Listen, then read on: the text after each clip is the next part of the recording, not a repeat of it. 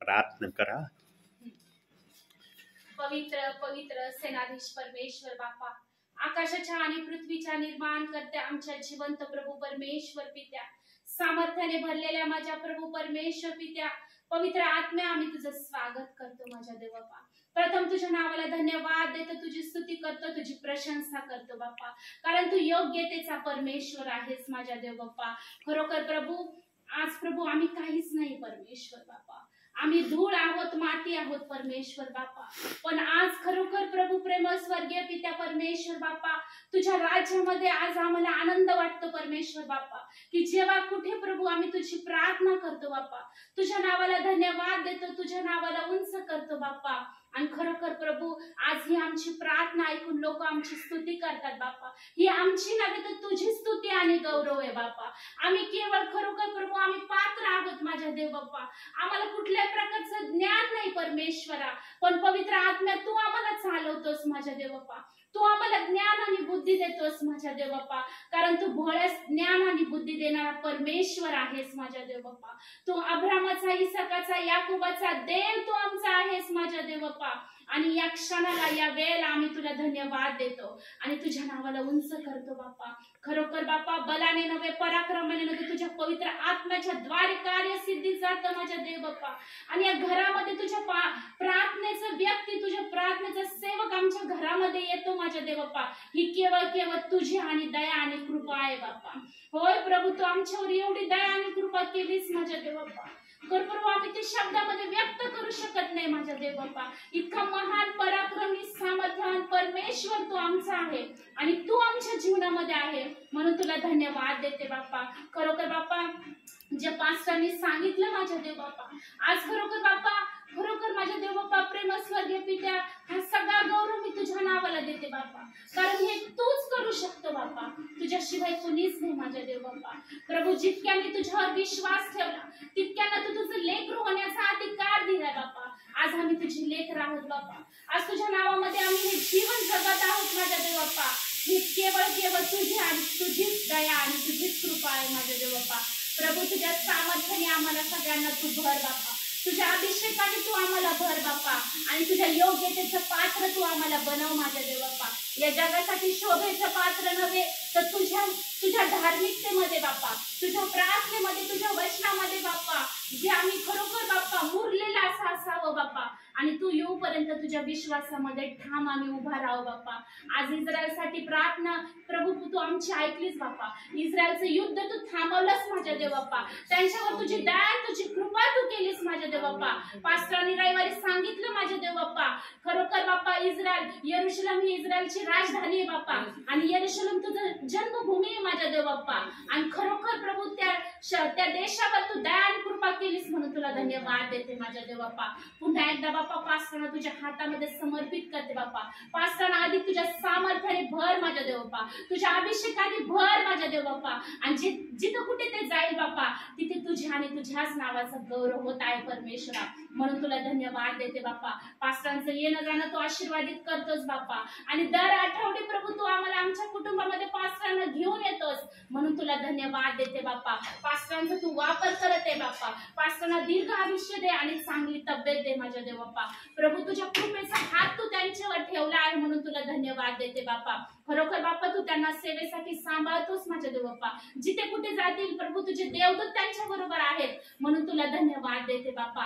आमचा कसबे परिवार मिळून तुझ्या नावाला आम्ही धन्यवाद देतो, आणि खरोखर बापा पुन्हा मी म्हणेल प्रभू, जी तू आमच्यावर कृपा केलीस, जे आमचं दुःख तू आनंदामध्ये बदललं, ते आम्ही मरेपर्यंत विसरू शकणार नाही बापा, कारण मनुष्याने आमची परिस्थिती नाही बदलली माझ्या देव बापा, तर जिवंत देवाने आमची परिस्थिती बदलली, आणि तो सर्व काही करण्यास सामर्थ्यवान आहे। खरोखर परमेश्वर बापा, येणारं वचन आमच्यासाठी आशीर्वादित आहे, आमचा विश्वास आहे परमेश्वरा। त्या वचनाद्वारे प्रभू तू आम्हाला घडवतोस, तू आम्हाला चालवतोस बापा, आणि खरोखर परमेश्वर बापा तुझ्या सत्याच्या मार्गावर तू आम्हाला घेऊन चालत आहे, म्हणून तुझ्या आभाराने उपकार मानते माझ्या देव बापा। खरोखर बापा पास्टरांना धीर दे, ताकद दे, शक्ती सामर्थ्य दे बापा, मुख त्यांचा असू दे, पवित्र आत्मा तू कार्य कर माझ्या देव बापा, कारण कार्य करणारा तू आहे बापा। आम्ही सर्व मिळून तुला धन्यवाद देतो, तुला स्तुती देतो प्रभू येशूच्या नावामध्ये ही प्रार्थना मागतो, म्हणून पित्या तू ऐक, आमेन।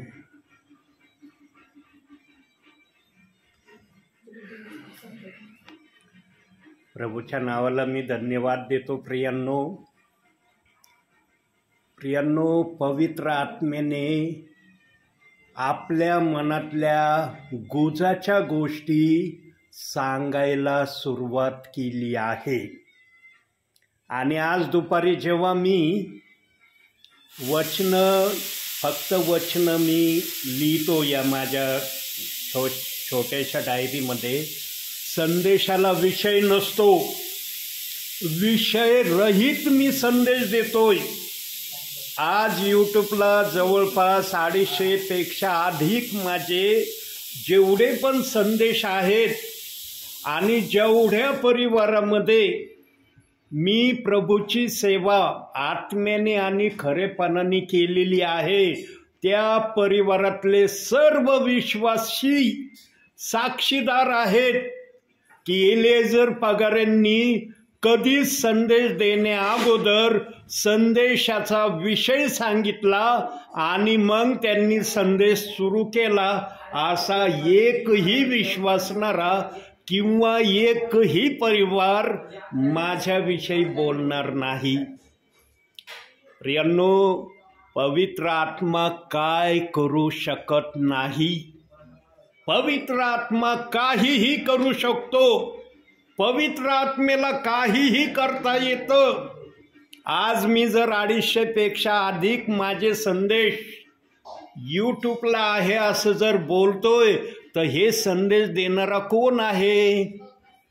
आणि ज्या पण वेळेस मी संदेश दिलाय प्रियांनो, मागच्या संदेशाची पुनरावृत्ती नवीन संदेशामध्ये बिलकुल आलेली नाही. हा एखादं वाक्य वगैरे घेतला असेल पवित्र आत्मेने, तो भाग वेगळा आहे.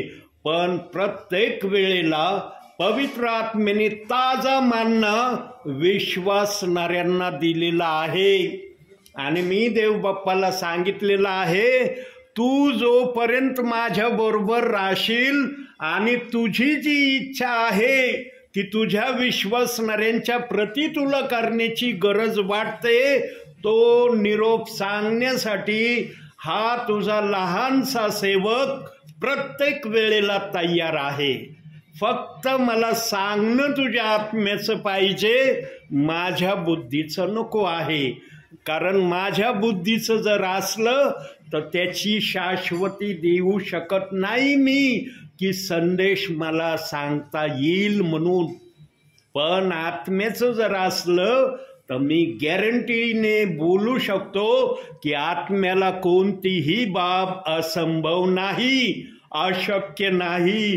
पवित्र आत्मा सर्व काही करू शकतो. प्रियांनो, पवित्र आत्म्याला बघा असं गुज, आता इथं बसण्यापूर्वी प्रार्थनेत उभा असताना मला देवाने दाखवलं एक शब्द.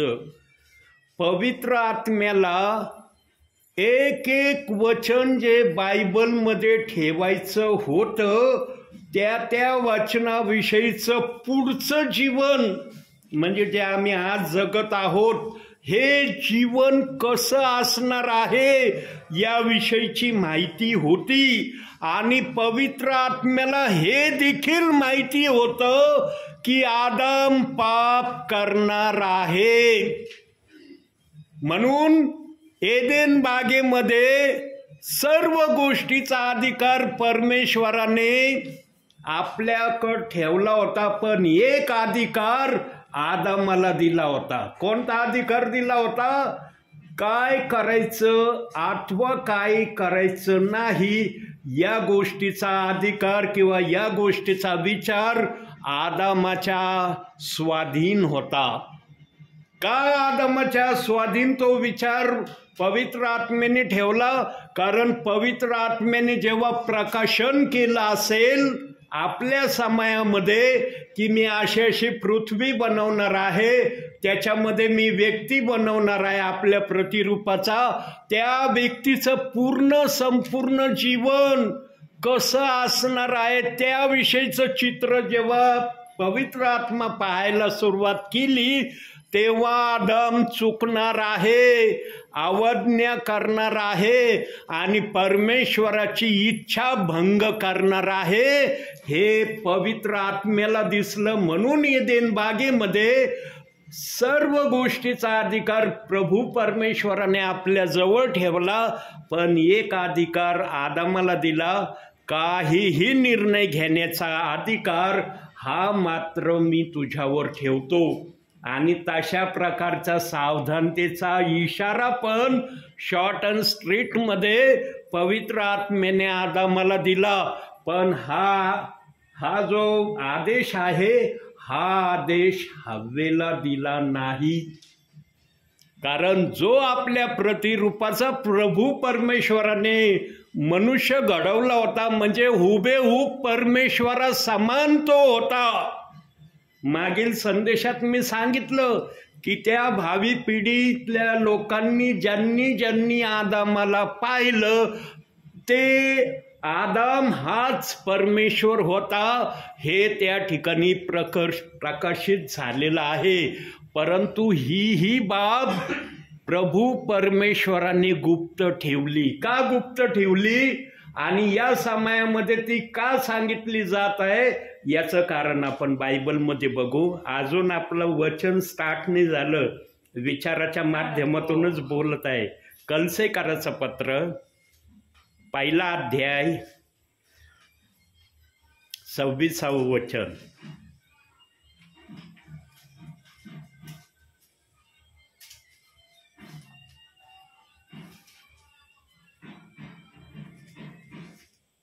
एफिसकराच्या नंतर फिलिप्पे कलसे 1:26. जे रहस्य युगानुयुग पिढ्यानपिढ्या गुप्त ठेवलेले होते, परंतु आता त्यांच्या पवित्र जनांना प्रकट झाले आहे, ते हे वचन होय. बघा, युगानुयुग पिढ्यानपिढ्या देव बाप्पाने आपल्या मनामध्ये काही वचनाचं रहस्य ठेवलेलं आहे. पण प्रभू परमेश्वराच्या आत्म्याला स्वतःच्याच आत्म्याच्या विचाराचा कळवळ आलेला दिसतो या ठिकाणी. आणि तो म्हणतो की मी काही गुज प्रगट करणार आहे, पण ते पवित्र जनांशिवाय इतरांना प्रगट मी करणार नाही. आता प्रभू परमेश्वराच्या नजरेमध्ये कोण पवित्र जन हे कोणी सांगू शकत नाही प्रियांनो. कोणालाच हे प्रगट करता येणार नाही. जर एखाद्याला पवित्र जन प्रगट करता आला तर मग प्रभू परमेश्वराचं महत्त्व काय राहील का काही महत्त्व? लुसिफर ज्याला सैतान आम्ही म्हणतो, त्याची काय इच्छा होती स्वर्गामध्ये? हीच इच्छा होती ना की मला प्रभू परमेश्वरा समान अधिकार भेटावा. म्हणून काही गोष्टी पवित्र आत्म्याने गुप्त आजही ठेवल्या आहेत. आणि त्या गुप्त गोष्टी आम्ही जेव्हा प्रभू परमेश्वराच्या दरबारात जाऊ त्यावेळेला आम्हाला आत्म्यातून त्या सगळ्या दिसणार आहे. पण आम्ही या देहामध्ये असताना पण देव बाप्पाला वाटलं की माझ्या हाताने घडलेला माझा सर्वात प्रिय मनुष्य जरी तो पापी असला तरी मी त्याला काही गोष्टी दाखवणार आहे. आणि त्या मी मागील काही संदेशामधून अशा काही गोष्टी पवित्र आत्म्याच्या प्रेरणेने बोलतोय प्रियांनो. काल शेंडी बायपासला एका परिवारात त्याही ठिकाणी पवित्र आत्म्यातून मी बोललो. गुज त्याही ठिकाणी थोडं प्रगट झालं काल. प्रियांनो, तो संदेश आज रात्री मी डाउनलोडला टाकणार आहे. उद्या सकाळी तो तुम्हाला पहाटे तुमच्या मोबाईलला तो संदेश येणार आहे.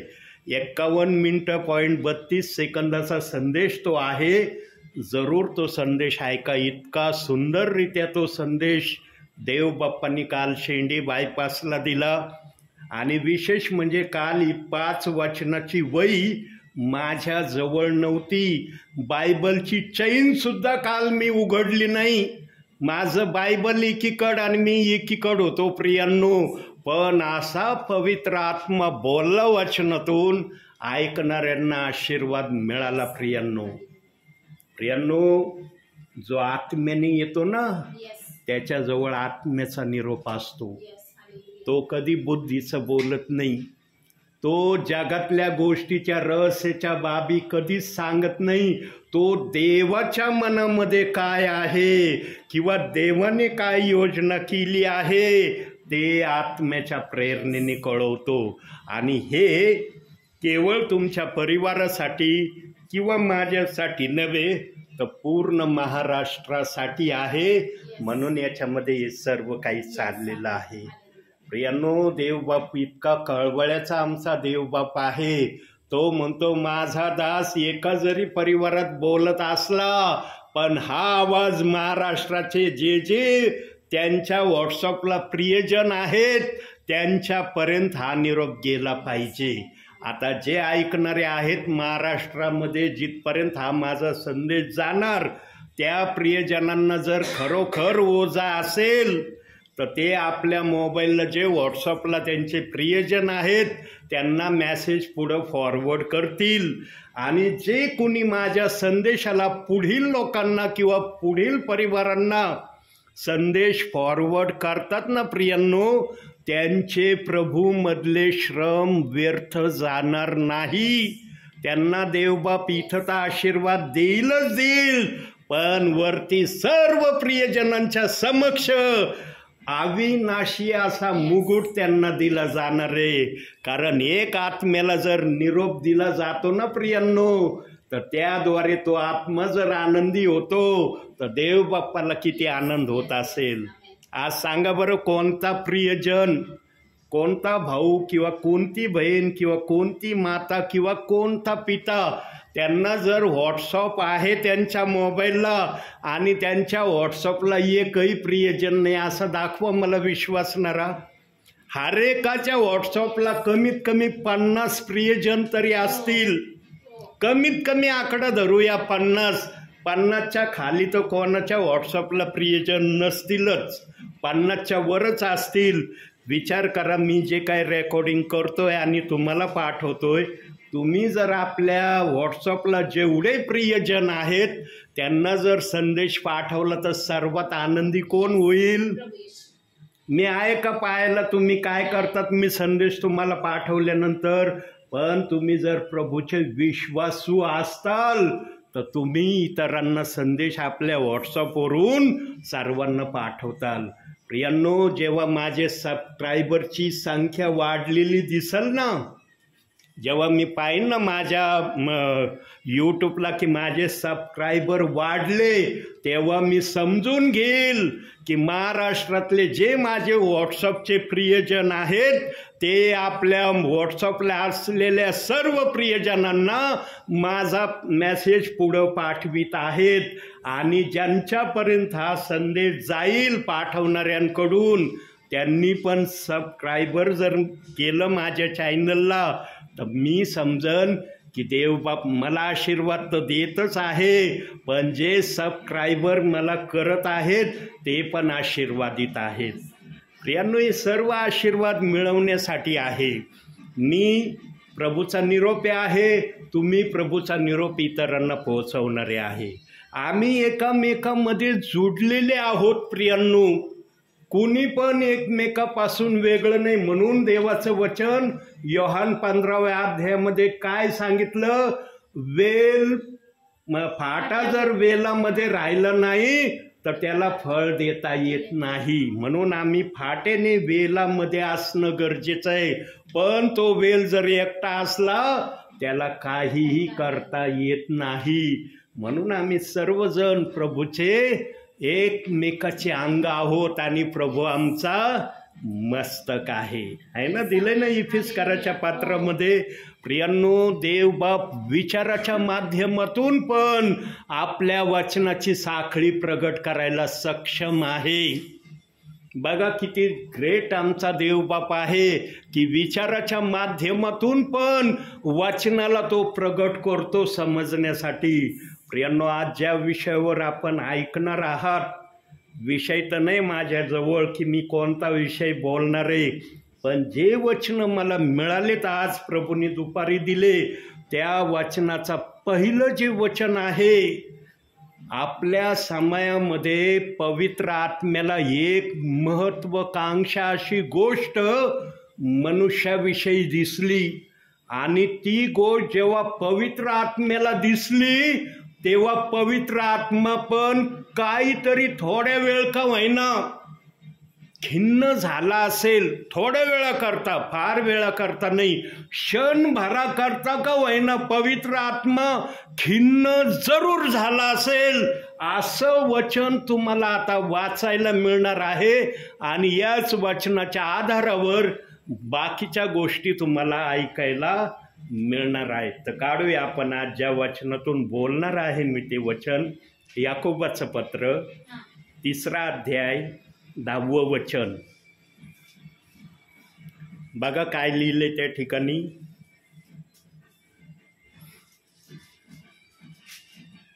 तिसरा अध्याय 10 वचन.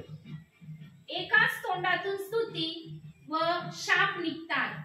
माझ्या बंधूंनो, ह्या गोष्टी अशा प्रकारे होता कामा नयेत. बघा पवित्र आत्म्याने खालच्या चरणामध्ये आदेश दिलाय की ह्या गोष्टी होणं योग्य नाही. पण पवित्र आत्म्याला आपल्या समयात दिसलं होतं की मनुष्य पापामुळं इतका खालच्या पातळीला जाणार आहे, इतक्या खालच्या पातळीपर्यंत मनुष्य पडलेला प्रभूला दिसणार आहे. ते पडण्याची प्रक्रिया या ठिकाणी प्रगट झाली वचनातून. एकाच तोंडातून प्रभूचं गौरव आणि एकाच मुखातून एखाद्याला शाप देणं, या दोन्ही गोष्टी आज चालल्यात. आणि प्रभूचा आदेश आहे, जे प्रभूचे विश्वासणारे प्रियजन आहेत त्यांना प्रभूचा निरोप आहे, हे करणं योग्य नाही. आता किती जण ऐकतील? किती जणांना कळेल की अरे देव बाप्पाला हे मान्य नाही, एकाच मुखातून स्तुती आणि एकाच मुखातून शाप. प्रियांनो, म्हणून एक वचन बघू, याला आधारस्तंभ अनुवादाचं पुस्तक 30वा अध्याय 19वे वचन. आकाश व पृथ्वी यांना तुझ्या विरुद्ध साक्षीला ठेवून मी आज सांगतो की जीवन व मरण आणि आशीर्वाद व शाप मी तुझ्या पुढे ठेवले आहे.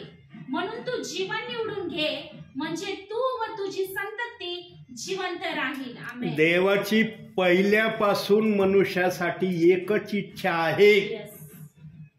काय इच्छा आहे? की मनुष्याने आशीर्वाद देव बाप्पाकडून घ्यावा आणि हा आशीर्वाद देव बाप्पाचा विश्वासणाऱ्यांना मिळावा. याचं प्रमाण प्रगट करण्यासाठी परमेश्वराने आपल्या एकुलत्या एक पुत्राला राखून ठेवलं नाही, तर आम्हाला स्वर्गात जाण्याचा रस्ता मोकळा करण्यासाठी पाठवलं. जेव्हा पाप जगात आणलं सैतानाने, स्वर्गाचा दरवाजा बंद झाला होता मनुष्य प्राण्यांसाठी. पण आमच्या येशू ख्रिस्तानी जो दरवाजा सैतानाने गर्वाने बंद करण्याचा प्रयत्न केला होता, आमच्या येशू ख्रिस्तानी तो दरवाजा उघडा केलाय. पण त्या दरवाज्यात जाण्याची अट आणि शर्त एक आज वचनातून देव बाप्पाने दाखवली की देव बाप्पाला शाप देणारे आवडत नाही.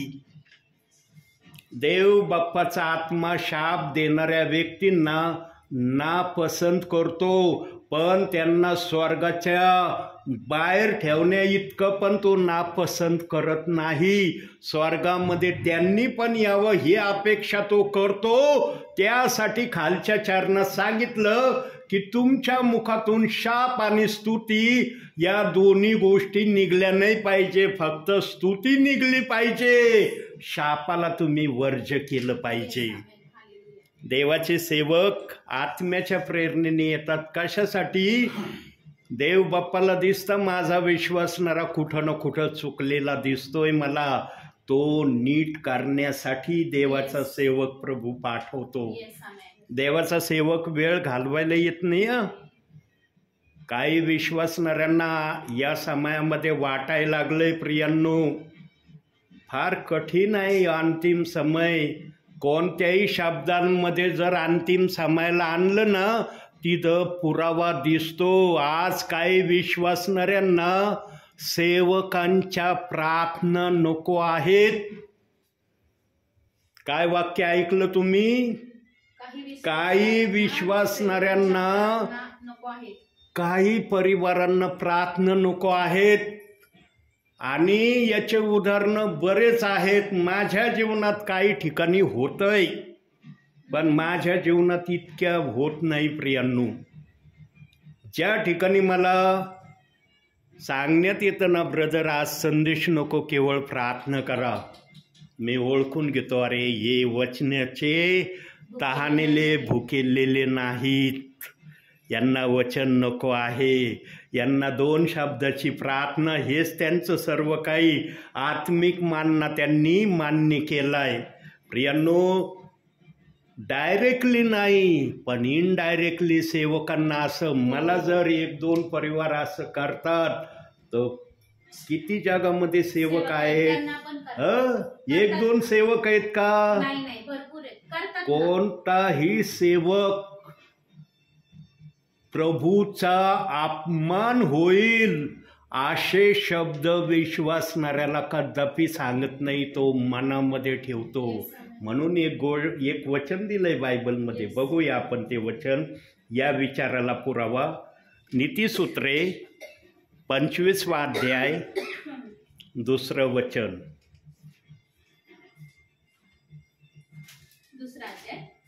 25वा अध्याय 2रं वचन.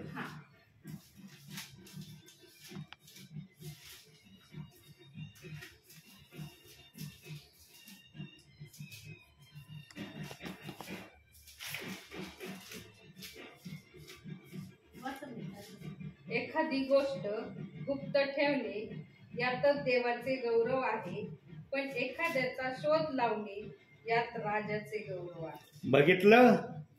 जे आत्म्याने सेवा करणारे सेवक आहेत ना प्रियांनो, ते तरी प्रभूचा अपमान न होऊ देण्यासाठी एखादी गोष्ट गुप्त ठेवत असतील. ते विश्वासणाऱ्यांना सांगत नसतील की माझ्या सेवेमध्ये असं होतंय, असं मी सहन करतो. जे प्रभूच्या आत्म्याला मान्य आहे की विश्वासणाऱ्यांना हे कळवलं जावं, ते सेवक सांगितल्याशिवाय पण राहत नाही. पण जिथं देवाच्या आत्म्याला वाटतं की माझ्या विश्वासणाऱ्यांना हे माहीत होऊ नये, तिथं देवाचा सेवक सांगत नाही. आणि जो सेवक प्रभूच्या या आज्ञेला मानित नाही, त्या सेवकाच्या हृदयामध्ये प्रभूचं भय नाही. मग तो खुलेआम काही पण सांगायला सुरुवात करतो. ज्याच्या हृदयात भय असेल ना प्रभूचं, तो प्रभूच्या भयाला धरून प्रभूला जे मान्य आहे तेच विश्वासणाऱ्यांना सांगेन. पण ज्याच्या हृदयातलं भयच निघून गेलंय ना, त्याला मग काही अर्थच नाही. तो सगळं सांगून मोकळं होतो. चांगला असो की वाईट असो, जगिक असो की आत्मिक असो. प्रियांनो, देवाने डिसिप्लिनिंगमध्ये सेवकांना ठेवण्याचा प्रयत्न केलेला आहे. आणि जे सेवक या प्रयत्नामध्ये येण्याचा प्रयत्न करतील, त्यांच्याकडूनच आत्म्याची सेवा प्रभू करून घेणार आहे. म्हणून प्रभू म्हणला, माझ्या नावाने अंतिम समयात पुष्कळ येतील, पण आत्म्याने येणारे किती आहेत आणि बुद्धीने येणारे किती आहेत आणि माझ्या वचनाचा अपप्रचार करणारे किती आहेत हे तुम्ही ओळखा. 3 प्रकारचे प्रभूचे सेवा करणारे येणार आहेत. पहिले आत्म्याने, दुसरे बुद्धीने आणि तिसरे खोट्या गोष्टी सांगण्याच्या हेतूने. आता खोट्या गोष्टी सांगण्याच्या हेतूने याचं वचन आपण बघूया. मत्तेय शुभवर्तमान 24वा अध्याय 24वंच वचन.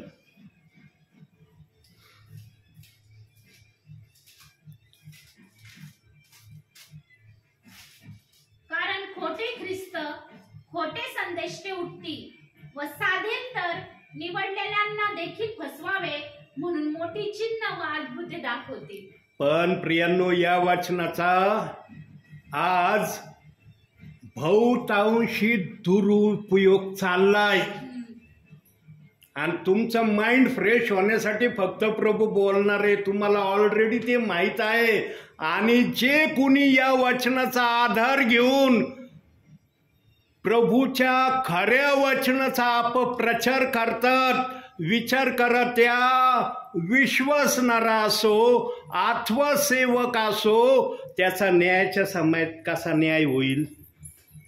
आज हे जे वचन आमच्या बहिणींनी वाचलं ना, या वचनाला विशेष करून काही विश्वासणारे, काही देवाचे सेवक प्रेषितांची कृत्ये 2 अध्याय 38व्या वचनाशी या वचनाची तुलना करतात. अंतिम समयामध्ये खोटे संदेष्टे येणार आहेत ना, ते खोटे संदेष्टे कोण आहेत? प्रेषित 2:38 वचन सांगणारे आहे. आणि मी माझ्या सेवा क्षेत्रामध्ये अनेक परिवारांच्या मुखातून हे ऐकलं. पवित्र आत्मा साक्षीला आहे की मी हे ऐकलं की नाही, कारण जे माझ्या जीवनात झालंय तेच पवित्र आत्मा आपल्याला कळवित आहे. जे माझ्या जीवनात झालं नाही ते पवित्र आत्मा कधी तुम्हाला सांगणार नाही. कारण एखादी गोष्ट सगळ्यांपासून लपवली जाऊ शकते, प्रभूपासून काही एक लपवलं जाऊ शकत नाही. आमचं जीवन प्रभू समोर उघड्या पुस्तकाप्रमाणे आहे. म्हणून मी नेहमी सांगतो, रात्री पण संदेश देत असताना मी बोललो, काय बोललो प्रियांनो, की मनुष्याला सर्वांना ठकवता येणं शक्य होईल, तो आपल्या बुद्धीचा पुरेपूर उपयोग करून एखाद्याला खरोखर प्रभूच्या आगमनापर्यंत ठकविण्यास यशस्वी होईल, फसवण्यास यशस्वी होईल, त्याला धोका देण्यास यशस्वी होईल, त्याची अपकीर्ती करण्यात यशस्वी होईल, त्याला लोकांसमोर फजित करण्यापर्यंत पण यशस्वी होण्याच्या गोष्टीपासून माघार घेऊ शकणार नाही. इथपर्यंत एखाद्यासाठी करू शकेल, परंतु देवाच्या विरोधात कोणालाही देवाला ठकवता येणार नाही, फसवता येणार नाही. देव माणसाच्या हाताचं कधी खेळणं होणार नाही, हे लक्षात घ्या प्रियांनो. मनुष्याने कितीही चालबाजी केली ना, मनुष्याला कधीच हे शक्य होणार नाही. कारण देवाने जर आम्हाला घडवलेलं आहे तर देवाला आमच्या सगळ्या परिस्थितीची माहिती आहे.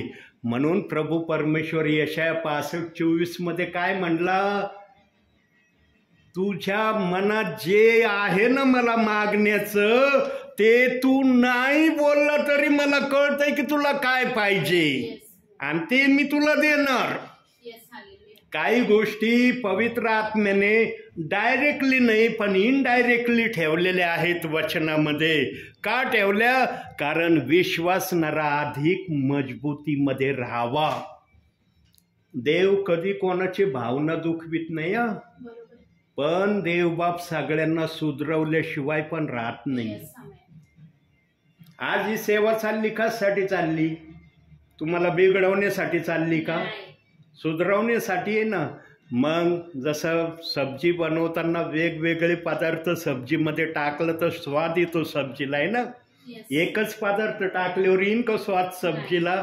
तसं देवबाप पण आपल्या संदेशामध्ये वेगवेगळ्या विषयांना धरून तुम्हाला आशीर्वाद मिळावा हीच पवित्र आत्म्याची इच्छा असते. सेवक कधी तयारी करून येत नाही. पवित्र आत्मा त्याच्याबरोबर जर आहे तर पवित्र आत्मा त्याला चालवायला सक्षम आहे.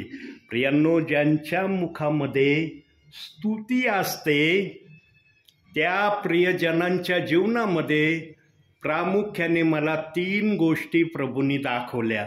तशा तर प्रभूच्या मनामध्ये अनेक बाबी असतील, अनेक गोष्टी असतील, पण प्रभूच्या सानिध्यामध्ये जेव्हा मी होतो तेव्हा प्रभूच्या आत्म्याने मला प्रामुख्याने 3 गोष्टी दाखवल्या.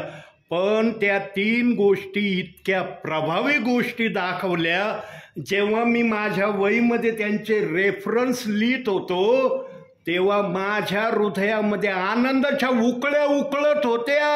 आणि मी कुठंतरी म्हणलं, देव बाप्पा, हे जे काय माझ्या मनात येतंय, हृदयात येतंय, हे संदेशामध्ये सांगण्यासाठी मला सहाय्य कर. हे जर संदेशामध्ये सांगितलं गेलं तर या ज्या काय उकळ्या तू मला देतोस माझ्या हृदयामध्ये, त्याचा काहीतरी अंश भाग तू पूर्ण केला, हे मी म्हणन. आता किती देवबाप ते पूर्ण करणार हे मी सांगू शकत नाही. तर पहिलं वचन बघूया आपण. जे स्तुती करणारे आहेत ते पहिली गोष्ट आपल्या जीवनामध्ये काय करतात? काढूया रोमकरास पत्र 12वा अध्याय 13वं वचन.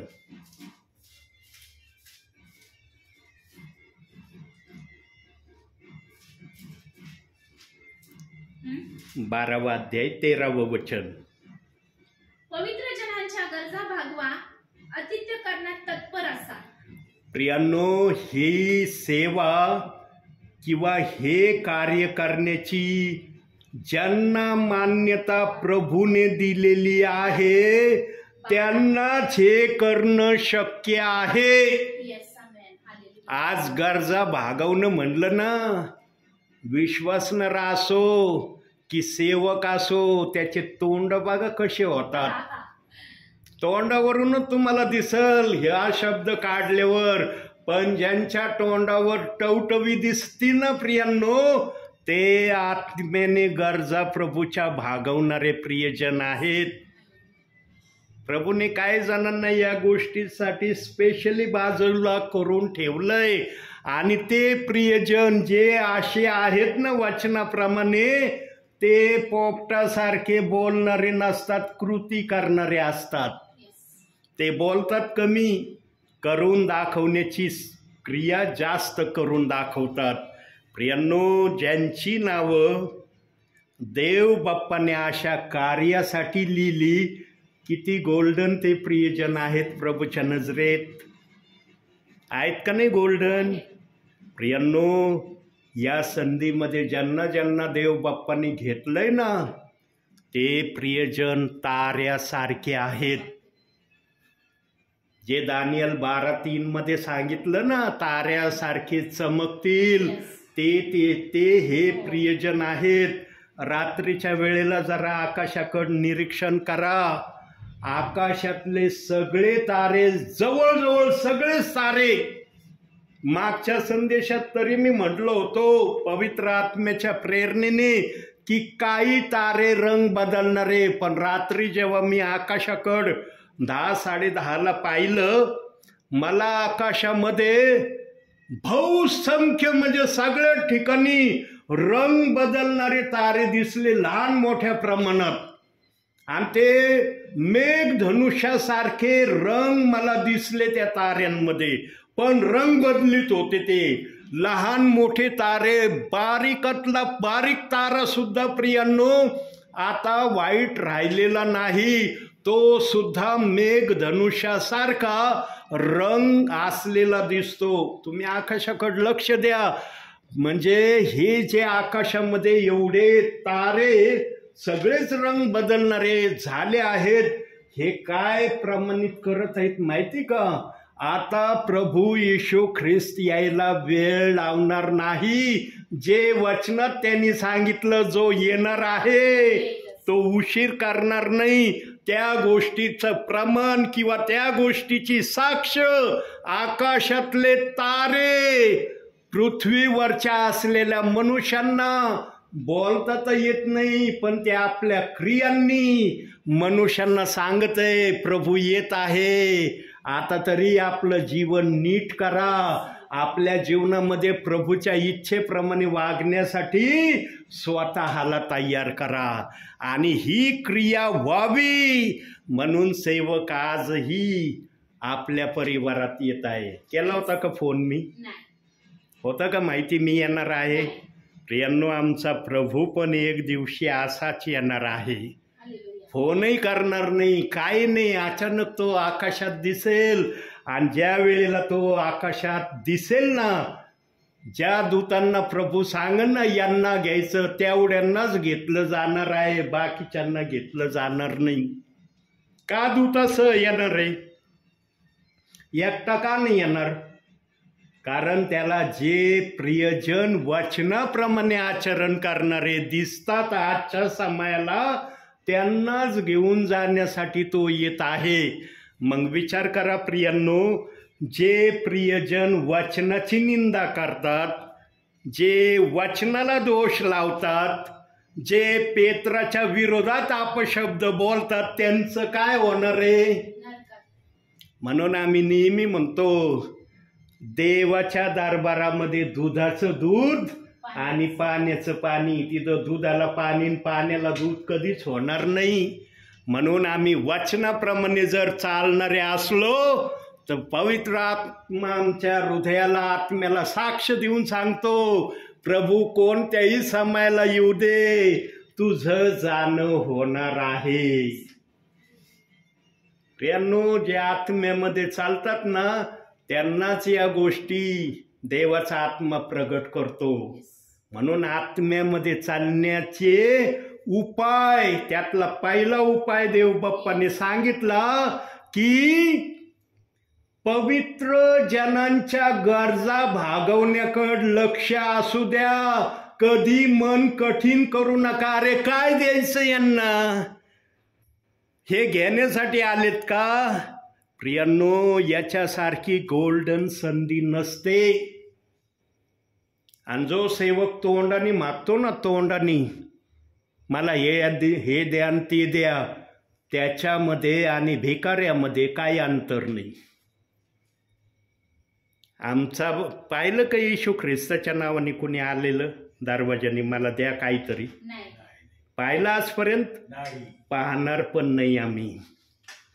कारण आमचा येशू ख्रिस्त धनवान असताना आमच्यासाठी दरिद्री झालेला आहे. त्याच्या दारिद्र्याने आम्ही धनवान व्हावे, हे वचन असंच लिहिलेलं नाही बायबलमध्ये. जे आत्म्याने चालतात, आत्म्याने वागतात, आत्म्याने करतात, त्यांच्यासाठी हा शब्द आहे. आणि जे अशा प्रकारामध्ये आहेत त्यांना देव बाप्पाने संधी दिली की पवित्र जनांच्या गरजा भागवा. प्रियांनो, पवित्र आत्मा प्रारंभापासून, मनुष्य घडल्यापासून विनंती करत आहे. आदान मला देखील एदेन बागेत विनंतीच केली होती, सक्ती नव्हती केली. सक्ती केली असती तर आज्ञाभंगाचं पापच झालं नसतं. विनंती केली होती, नको करू ये. पण पवित्र आत्म्याला त्याच्या समयात दिसलं होतं की आदाम चुकणार आहे. म्हणून विनंतीच्या द्वारे आदामाला खबरदार केलं होतं. कारण जो लुसिफर, सैतान इतका खालच्या पातळीला जाणार आहे की माझ्या हाताने घडलेल्या मनुष्याला पण तो पाप करण्यासाठी प्रवृत्त करण, हे पवित्र आत्म्याला आपल्या समयात दिसलं होतं. आणि हे लुसिफराचं किंवा सैतानाचं कार्य मनुष्याकडून होऊ नये म्हणून आदामाला विनंती केली, मधल्या झाडाचं फळ खाऊ नको. पण आदामाने ऐकलं नाही. तो हवेच्या शब्दाला मोहनवीत झाला आणि त्याने देवाच्या आज्ञा मोडण्यासाठी त्याने हवेचं ऐकलं. प्रियांनो, या सगळ्या घटना पवित्र आत्म्याला आपल्या समयात दिसल्या. पण या समयामध्ये प्रभू आपल्या इच्छेने सेवकाच्या मुखातून प्रगट करत आहे. आणि विचाराच्या याच्यात मी कलसेकराचं पत्र 1 अध्याय 26 वचन हे जे दाखवलं ते त्या वचनाचा पुरावा आहे. प्रियांनो, पवित्र आत्मा कोणतीच गोष्ट अधुरी सांगत नाही.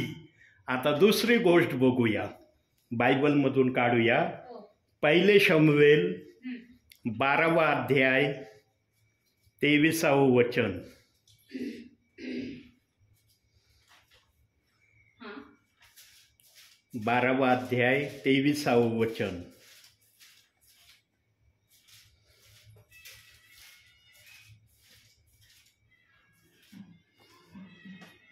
तुमच्यासाठी प्रार्थना करायची सोडून देणे हा परमेश्वराचा अपराध माझ्या हातून न घडो. मी तुम्हाला चांगला व सरळ मार्ग दाखवितो. Yes, hallelujah.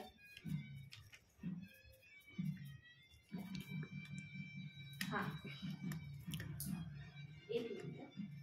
प्रियांनो, दुसरा आशीर्वादाचा दरवाजा मनुष्यासाठी ठेवला आहे प्रभूने. काय? तुम्ही एकमेकांसाठी प्रार्थना करण्यापासून कधी माघार घेऊ नका.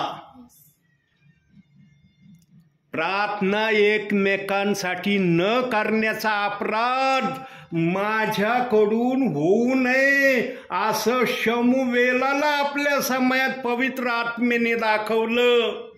आणि शमूएलाने त्या ठिकाणी आमच्या गौरवासाठी नव्हे तर प्रभूच्या गौरवासाठी ते वचन आलंय. प्रियांनो, प्रार्थना करण्यासारखी सर्वात आशीर्वादाची बाब किंवा गोष्ट कोणती नाही. सांगा, पैसे लागतात का एकमेकांसाठी प्रार्थना करण्यासाठी? कोणी म्हणतं का मी तुझ्यासाठी प्रार्थना करतोय, मला पैसे दे? किती सोपी घटना आहे, किती सोपं काम आहे. पण आजच्या समयामध्ये प्रियांनो, पवित्र आत्मा कुणाला घाबरत नाही. पवित्र आत्म्याच्या मनात जे येतं ना ते सेवकाच्या मुखातून तो बोलल्याशिवाय राहत नाही. आजच्या काही विश्वासणाऱ्यांची काय अवस्था आहे माहिती आहे? ते आपल्या स्थानिक सेवकासाठी प्रार्थना करत नाही. आठवड्यातून एकदा का होईना आपल्या स्थानिक सेवकाची आठवण प्रार्थनेमध्ये ठेवत नाही. ही आजच्या काही विश्वासणाऱ्यांची अवस्था आहे. आणि वचन काय आलंय? तुम्हासाठी प्रार्थना करणं सोडून देणे हा परमेश्वराचा अपराध माझ्या हातून न हो. किती जण प्रियांनो या पृथ्वीवर रोज आपल्या स्थानिक सेवकासाठी काही प्रियजन जरूर आहेत की ते आपल्या स्थानिक सेवकासाठी 24 तासामध्ये एकदा जरी त्यांचं नाव घेऊन प्रार्थना करतात. निरवलेल्या सेवकांची जरी त्यांना प्रार्थना करण्याची इच्छा नाही झाली पण ते आपल्या स्थानिक सेवकांसाठी प्रार्थना केल्याशिवाय राहत नाही असं पवित्र आत्म्याला दिसत आहे. म्हणून मी बोलत आहे, कारण मी प्रत्यक्षात जाऊन पाहिलं नाही कोण स्थानिक सेवकासाठी रोज प्रार्थना करतय. इतके काही विश्वासणारे स्वतःला खालच्या पातळीला घेऊन चाललेत प्रियांनो, की ते सेवकासाठी प्रार्थना करत नाहीत. आपल्या स्थानिक कोण आपल्या स्थानिक सेवकासाठी प्रार्थना करत नाही माहिती का प्रियांनो? ज्यांच्या मनामध्ये सेवकाविषयी ईर्ष्या असते ना, कट असतो ना, कपट असतो ना, त्या सेवकाच्या विरोधात चालण्याची इच्छा असते ना, त्यांच्या मुखात कधी स्थानिक सेवकासाठी प्रार्थना करण्याची प्रेरणा त्यांना येणार नाही. पण चर्चला आल्याशिवाय ते राहणार पण नाही. त्यांना माहिती आहे चर्चला जाणं गरजेचं आहे. मी जरी माणसाच्या विरोधात गेलो तर काय हरकत नाही. देव बाप्पांनी सांगितलेलंच आहे, मी तुझ्या सगळ्या अपराधांची क्षमा करणार आहे. मग देवाने अशी आज्ञा नाही दिली की सेवकाच्या विरोधातच तू काही कर. पण आज निडरतीनं चाललंय काही विश्वासणाऱ्यांचं. सेवकांचं भय राहिलेलं नाही विश्वासणाऱ्यांना थोडक्यात. कारण ज्या ठिकाणी सेवकाचं भय निघून जातं ना तिथं मग त्या सेवकाला किंमत राहत नाही प्रियांनो. जिथं भय असतं ना तिथं किंमत असते. आज देवाचं भय का धरतात विश्वासणारे? त्यांना माहिती आहे देवाचं भय धरलं तर स्वर्गात जाणं होणार आहे. जर भय धरलं नाही तर देव म्हणशील कुठलं भय धरलं तू, मी तुला स्वर्गात घेण्यासाठी. प्रियांनो, भय हा देवाच्या ज्ञानाचा आरंभ देव बाप्पांनी सांगितलंय. केवळ भयाच्या द्वारे स्वर्गात जाणं होईन असं नाहीये, पण भय हे स्वर्गाच्या दरवाजाचे जाण्याचा रस्ता आहे. पण आज काही जण या रस्त्याला पण विपरीत रस्त्यामध्ये बदलू इच्छित चाललेले आहेत, आणि जे अशा विचारांमध्ये आहेत त्यांना नीट करण्यासाठी देवाच्या सेवकांना प्रभू आज पाठवित आहे. सेवक अशीच येत नाही प्रियांनो, सेवकाचं येणं फार मोठं कारण आहे.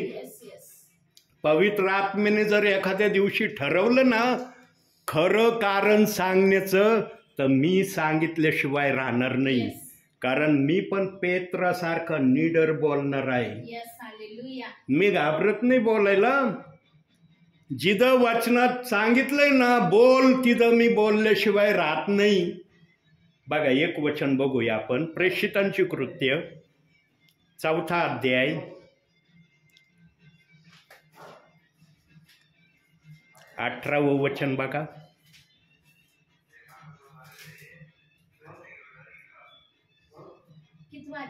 चौथा अध्याय 18वं वचन. मग त्यांनी त्यांना बोलावून असे निक्षून सांगितले की येशूच्या नावाने अगदी बोलू नका अथवा शिकवूही नका. यहुदी लोक, सदुकी लोक, परुषी लोक, याजकगण, वडीलजन सगळेजण शिष्यांना फक्त एका गोष्टीची धमकी देत होते. काय? येशू ख्रिस्ताच्या नावाने काही बोलू नका, येशू ख्रिस्ताच्या नावाने काही शिकू नका. पण 12 शिष्यांनी त्यांचा शब्द ऐकला नाही. खालच्या वचनात त्यांना शिष्यांनी उत्तर दिलं, आम्ही माणसाचं ऐकावं का देवाचं ऐकावं याचा विचार तुम्ही करा. जेव्हा हे उद्गार शिष्यांनी काढले ना, एवढे पंथीय ज्ञानी होते ते त्या समयातले, एकाचंही तोंड उघडून त्यांना प्रत्युत्तर करता आलं नाही. का प्रत्युत्तर नाही केलं? कारण जर आत्म्याचं आहे असं जर ते म्हणले असते तर शिष्य म्हणले असते, आत्म्याचं मग तुम्ही का ऐकत नाही, का स्वीकारित नाही, का याचा विरोध करतात?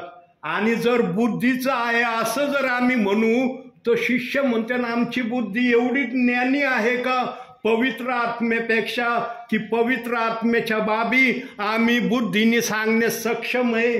म्हणून हे सर्व पंथीय लोक शांत राहिले. न तर हे ज्ञानी लोक होते, ज्ञानी. त्यांना त्या समयामध्ये ज्ञानी मानलं जायचं. पण अनफड निरक्षर शिष्यांचं एक वाक्य त्यांनी ऐकलं, त्यांना उत्तर देता आलं नाही. प्रियांनो, प्रार्थना एकमेकांसाठी करणं साधारण समजू नका. पण आज काही विश्वासणाऱ्यांना प्रार्थनेला इतकं हलक्यामध्ये घेत आहेत. काही विश्वासणारे तर फक्त स्वतःच्या परिवारासाठी प्रार्थना करतात, फक्त स्वतःच्या परिवारासाठी. मग किती लांबलचक प्रार्थना असू द्या, विचार नाही करत ते. पण इतरांसाठी म्हणलं ना, मग एक वाक्य, शॉर्ट अँड स्ट्रेट वाक्य, आम्ही सगळ्या विश्वासणाऱ्यांसाठी प्रार्थना करतो, आम्ही सगळ्या सेवकांसाठी प्रार्थना करतो. त्यांना नाव आहेत का नाही का? बिगर नावाचे आहेत ते. परिवार पण बिगर नावाचे आहेत का? सेवक पण बिगर नावाचे आहेत का? इथं वचन सांगतंय त्यांचं नाव घेऊन प्रार्थना करा. म्हणून प्रियांनो, आजपासून ठरवा तुम्ही की मी माझ्या स्थानिक सेवकासाठी तर प्रार्थना करीनच करीन, पण जे निरवलेले सेवक आहेत, जे सेवा करतात, जे मला माहीत आहे की अरे हा सेवक खरोखर आत्म्याने खरेपणाने सेवा करत आहे, एखाद्या तरी सेवकाची आठवण आपल्या प्रार्थना करा. एक स्थानिक सेवकासाठी आणि एक निरवलेल्या सेवकासाठी, कमीत कमी 2 सेवकासाठी प्रार्थना करा. आणि जर तुम्हाला आत्मा सुचवित असेल मला आणखी काही सेवकांसाठी करायची प्रार्थना, देवाचा आत्मा त्याला पण मनाई करणार नाही. पण आजच्या काही विश्वासणाऱ्यांना ना सेवकांसाठी प्रार्थना करण्याचा फार कंटाळा येतो, फार कंटाळा येतो. मी अनेक ठिकाणी काही चर्चेसमध्ये पण ट्रिनिटीमध्ये असताना फार चर्चेसमध्ये मी हे उद्गार काढलेत आणि प्रेषित 2:38 वचनामध्ये आल्यावर पण हे उद्गार काढलेत. मी असं नाही ट्रिनिटीमध्ये काढेन प्रेषित 2:38 मध्ये बंद केले.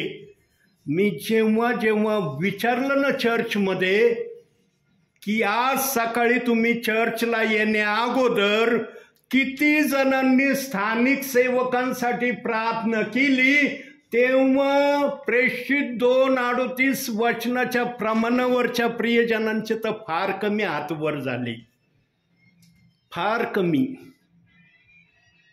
ट्रिनिटीमध्ये तरी काही जणांचे थोडे बहुत हात वर झाले की आम्ही आमच्या स्थानिक सेवकासाठी आज सकाळी प्रार्थना केली. पण प्रेषित 2:38 वचनाच्या प्रमाणावरच्या प्रियजनांनी फार कमी हात आपले वर केले. प्रियांनो, पवित्र आत्मा सत्य बोलणारा आत्मा आहे, तो खोटं नाही बोलता कधी. पवित्र आत्मा कधी कोणाची मनधरणी करत नाही, जे झालंय तेच सांगतो पवित्र आत्मा. आणि जो सेवक असा निर्भीड बोलणार आहे त्यालाच पवित्र आत्मा सेवेला जा म्हणतो. कोणाला उठून सुटून देवबापने सेवेला पाठवीत. म्हणून वचन दिलं, शेवटल्या काळी माझ्या नावाने पुष्कळ येतील. पण आजच्या काही सेवकांनी ना त्या वचनाला प्रेषित 2:38 वचनामध्ये जोडलंय की हे येणार आहेत खोटे संदेश, ते शेवटल्या काळी घरोघरी आणि वचन सांगणार आहेत. इथून मागं काय येत नव्हते, आताच काय यायला लागले, कारण खोटे संदेश ते येणार आहे. वचन दिलंय ना बायबलमध्ये. प्रियांनो, जे सेवक देवाच्या पवित्र वचनाचा असा अपप्रचार विश्वासणाऱ्यांना सांगतात, प्रियांनो, त्यांच्यासारखे दोषी कोण असू शकतील? अहो, ते देवाचं वचन गोल्डन वचन आहे. मी नेहमी सांगतो, प्रेषितांची कृत्ये 2 अध्याय 38 वचन बायबलचं गोल्डन वचन आहे. आणि हे गोल्डन वचन सांगण्याची संधी येशूला दिली नाही. येशूला फक्त पिता पुत्र पवित्र आत्म्याच्या नावाने बाप्तिस्मा देण्याविषयीची सुवार्ता सांगण्याचा पित्याने अधिकार दिला, पण प्रेषित 2:38 वचनाचा अधिकार येशू ख्रिस्ताला दिला नाही. का दिला नाही? कारण येशू ख्रिस्ताचं मरणातून उठल्यानंतर या जगामध्ये 40 दिवस फक्त राहणं होतं. येशू ख्रिस्ताने 41वा दिवस या भूतलावर पाहिला नाही असं वचन सांगतं. आणि कालच्या रात्री मी जिथं हा संदेश दिला, आज रात्री तुम्हाला त्या संदेशामध्ये हे वाक्य ऐकायला मिळणार आहे. बघा, जे माझ्या ध्यानात राहत नाही पण पवित्र आत्म्याच्या ध्यानात राहतं. माझ्या दासा, काल तू माझ्या आत्म्याच्या प्रेरणेने तिथं काय उद्गार काढले ते जरी तू विसरला असला, पण मी विसरलेलो नाही. म्हणून प्रियांनो, अंतिम समयामध्ये जर गोल्डन संदेश ऐकून पण जर तुम्ही आपल्या स्वतःची सुधारणा केली नाही ना, तुमच्यासारखे तुम्हीच दोषी. आणि काय देवाची इच्छा आहे? देवाने इच्छा पण फार मोठी नाही ठेवली विश्वासणाऱ्यांसमोर. फक्त एक इच्छा ठेवली, काय? ह्या बायबलच्या कोणत्याही वचनाला दोष लावू नका, कोणत्याही वचनाच्या विरोधात काही बोलू नका. देवाच्या आत्म्याने जिथं मनाई केली तिथं मनुष्याने मनाई मानणं गरजेचं आहे. जिथं देवाने नाही सांगितलं तिथं करणं योग्य आहे. देवाच्या आत्म्याने दिली का परवानगी वचनाच्या विरोधात दोष लावा? सांगितलंय दोष द्या, खुलेआम करा निंदा त्या वचनाची. नाही. पण आज आम्ही त्या वचनाच्या माध्यमातून सर्वात मोठं टार्गेट पेत्राला केलं जातंय. आणि पेत्राच्या विरोधात मी काही ठिकाणी असे काय भयंकर शब्द ऐकले, म्हणलं बापरे, यांना एवढे भयंकर विचार पेत्राविषयी कस काय आले. मी प्रभूला म्हणलं, प्रभू पेत्राविषयी यांच्या मनात इतके भयंकर विचार कुठून आले, जे माझ्या स्वप्नातही मी कधी इच्छलं नव्हतं की असं ऐकून पेत्राविषयी, ते मी विश्वासणाऱ्यांकडून ऐकतोय. जे प्रभूमध्ये जास्तीत जास्त खालच्या पातळीला जातात ना, त्यांचा सैतान जास्त उपयोग करतो. म्हणून प्रभूमध्ये राहून खालच्या पातळीला कधी जाण्याचा प्रयत्न करू नका. नेहमी वरच्या पातळीला राहण्याचा प्रयत्न करा.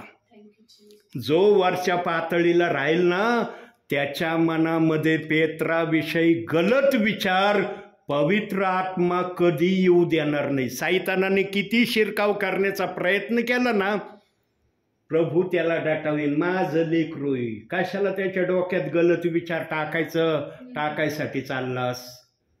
आणि लक्षात घ्या प्रियांनो, सैतान कोणत्याही ठिकाणी जाण्यासाठी कुणाची परवानगी घेत नाही.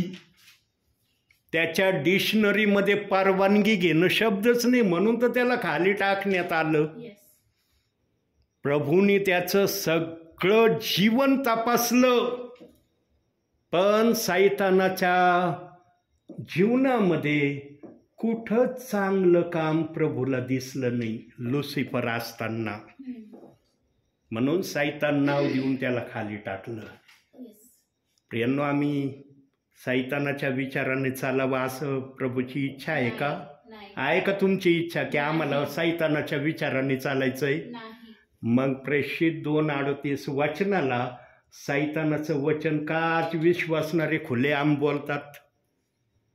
का बोलतात? कोणत्या अधिकाऱ्याने बोलतात? दिलंय का तसं वचनामध्ये की प्रेषितांची कृत्य 2 अध्याय 38 वचन हे खोट्या संदेष्टाचं वचन आहे? खोटा संदेष्टा म्हणजे सैतान. पुढच्या गोष्टी सांगायची गरज आहे का? प्रियांनो, आपल्या जीवनामध्ये घटना दुरुस्ती करायला सुरुवात करा. घटना दुरुस्त्या करा. जे वचनाला तुम्ही ब्लेम लावत आहात, दोष देत आहात, ते दोष देणं थांबवा. देव बाप अंतिम समयामध्ये तरी इच्छा करतोय की माझे विश्वासणारे या वचनाला दोष देण्याचं थांबवतील. म्हणून या दासाला प्रभू पाठवतोय. मला ज्या ठिकाणी प्रभू जा म्हणतो मी त्याच ठिकाणी जातो, अन्य ठिकाणी मी जात नाही. कारण मला पण माहिती आहे ज्या ठिकाणी प्रभू जाणार आहे तिथं जर गेलो नाही तर मी काही करू शकणार नाही. बघा, तुमच्याकडं येऊन गेलो ना मागं येऊन, आजही आलो, पण आतापर्यंत मी नेप्तीला नाही गेलो. देव बाप्पांनी दाखवलंच नाही. मी माणसाचा सेवक नाही, मी प्रभूचा सेवक आहे. प्रभू मला जे दाखवेल ते मी करणार आहे. म्हणून मी विश्वासणाऱ्यांना नेहमी जाण्या अगोदर सांगत राहतो की माझ्यासाठी प्रार्थना करा. का म्हणतो? कारण देव बाप्पाने मला तुमच्याकडं प्रार्थनेला पाठवावं या अनुषंगाने मी म्हणतो. माझ्या मनामध्ये दुसरा कोणताही मोह नसतो प्रियांनो. या वाक्यामध्ये प्रभू तुमच्या घरात यावा आणि या दासाच्या मुखातून आत्म्याचा निरोप तुम्हाला मिळावा ही अपेक्षा माझ्या हृदयात असते. म्हणून मी जाताना बहुसंख्य ठिकाणी म्हणतो, माझ्यासाठी फक्त प्रार्थना करा की सेवा माझ्याकडून आशीर्वादित अशी व्हावी. विनंती पण हीच ठेवतो. मी नाही म्हणत मला जगिक धनसंपत्ती खूप भेटू द्या. आज 2 व्हीलरवर येतोय, 4 व्हीलरवर येईन ना, मला खूप आनंद होईल. मग मी म्हणून अरे वा देवा, काय माझ्यासाठी चमत्कार केला. 2 व्हीलरवर जायचो, आता 4 व्हीलर दिली मला. वा वा वा वा, धन्यवाद, हालेलुया, प्रेज द लॉर्ड. ही अपेक्षा मी कधीच करत नाही. पण देवाने जर इच्छा ठेवली असली माझ्यासाठी तर त्याला पण मी इन्कार करत नाही. ते देवाचा प्रश्न आहे, माझा नाही. देवा म्हणून एक वचन बघूया, याचा पुरावा बघू आपण. रोमकारास पत्र बघा, पुरावा दाखवतो या विचाराचा. 7वा अध्याय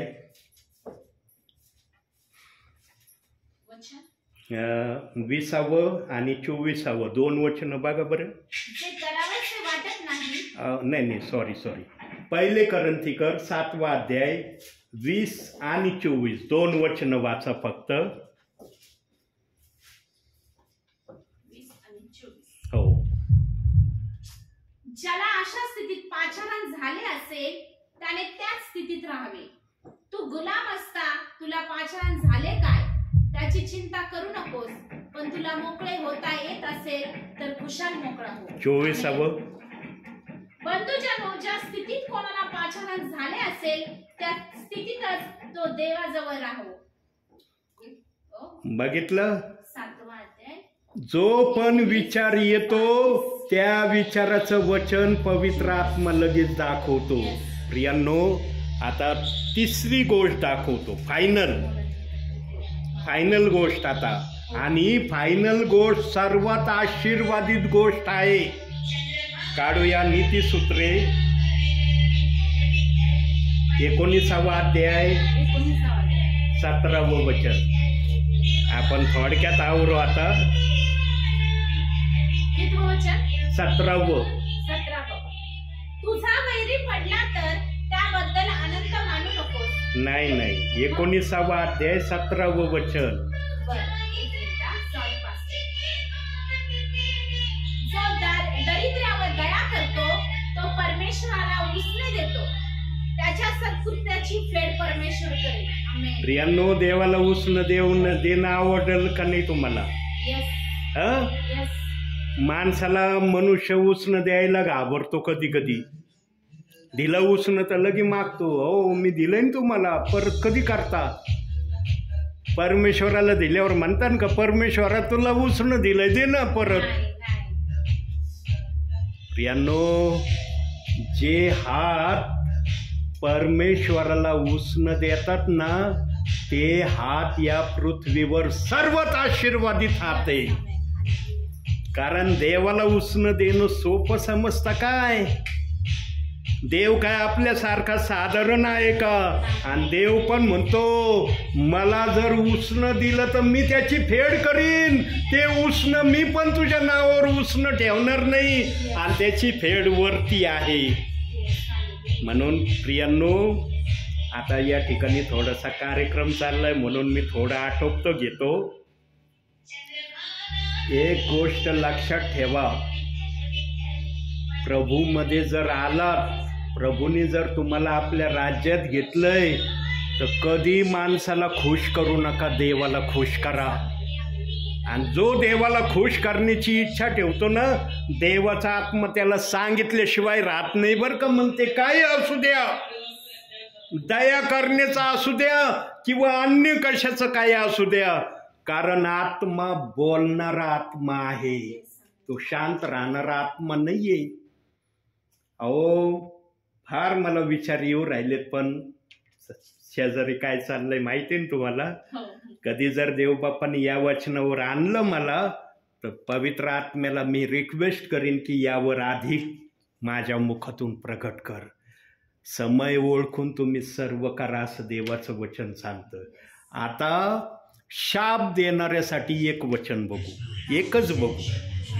कारण स्तुती करणाऱ्याचं भरपूर देवबाप्पांनी सांगितलं, पण शाप देणाऱ्याचं एक तरी वचन बघू आपण बायबलमधून. काढूया नीतिसूत्रे त्यासाठी 27वा अध्याय 3रं वचन. एकच वचन बघू आपण. दगड जड असतो, वाळू वजनाने भारी असते, पण मूर्खाचा राग ह्या दोघांहून भारी असतो. प्रियांनो, शाप देणाऱ्या व्यक्तीला देव बाप्पाने मूर्ख हे नाव दिलेलं आहे. आणि त्याची तुलना पण सांगितली. त्याची तुलना कशासारखी आहे? दगडासारखी. दगड. प्रियांनो, ज्याचं हृदय दगड झालंय त्याच्या हृदयातून देवासाठी काय चांगलं निघन हो? काहीच नाही. निघन का चांगलं? नाही. देव बाप्पाची इच्छा नाही की माझ्या विश्वासणाऱ्याच्या मुखात स्तुती आणि शाप दोन्ही असावं. देवाच्या हृदयात एक असावं, एक नसावं, ही इच्छा देव बाप्पाची आहे. म्हणून संदेशाचं वचन आलं, एकाच तोंडातून स्तुती आणि शाप निघतात. आता तुम्ही ठरवा, तुम्हाला तुमच्या तोंडातून स्तुतीच ठेवायची का स्तुती बरोबर शापही ठेवायची? तुम्हाला बुद्धी दिली देव बाप्पाने. चांगलं काय वाईट काय एवढी समज तर दिली ना आम्हाला देव बाप्पाने. म्हणता येईल का नाही आम्हाला समजच नाहीये. शाप म्हणजे काय आणि स्तुती म्हणजे काय, आम्ही दोन्ही सारखं धरून चालतो. प्रियांनो, येशू ख्रिस्ताने आपल्या सेवा कार्यामध्ये फक्त चांगलं करण्यासाठी पापी लोकांना आपल्या राज्यात घेतलं का नाही? व्यभिचारी स्त्रीला दगड मारित होते तरी आमच्या येशू ख्रिस्ताने तिला क्षमा केली ना. एवढं मोठं उदाहरण व्यभिचारी स्त्रीचं देव बाप्पाने ठेवलंय. मग छोटे मोठे कारण तर प्रभू किती सहजरित्या आमच्यासाठी सोडून देत असन. प्रियांनो, कधीच आपल्या मुखामध्ये शाप ठेवू नका. कधी कोणाला शाप देऊ नका. कारण आमचा देवबाप शापाचा विरोध करतो. ज्याचा आमचा देवबाप विरोध करतो त्याचा विरोध आम्ही करणारे असलं पाहिजे. म्हणून देवाचं वचन म्हणतं, वचनाप्रमाणे आचरण करा. अहो, कुठूनही फिरून आलं ना, या वचनाजवळ सर्वांना येऊन थांबावं लागणार आहे. कुठूनही भटका तुम्ही, पण तुमचा शेवट या ठिकाणी आहे. आज जे प्रेषित 2:38 वचनाची निंदा करत आहे, कुठूनही भटका, पण तुमचा शेवट इथंच होणार आहे. वचनाप्रमाणे असलं तर स्वर्गात, वचनाप्रमाणे नसलं तर न्यायासाठी थांबावं लागणार आहे. देवाची भाषा ही काय माझी भाषा नाही सांगू राहिलो मी. म्हणून प्रियांनो, चांगलं वागण्याचा प्रयत्न करा आणि देवाला आवडन ते करण्यासाठी स्वतःला तयार करा. म्हणून आजच्या या छोट्याशा संदेशातून देवबाप तुम्हाला आणि मला भरपूर आणि भरपूर आशीर्वाद देवो. आमेन.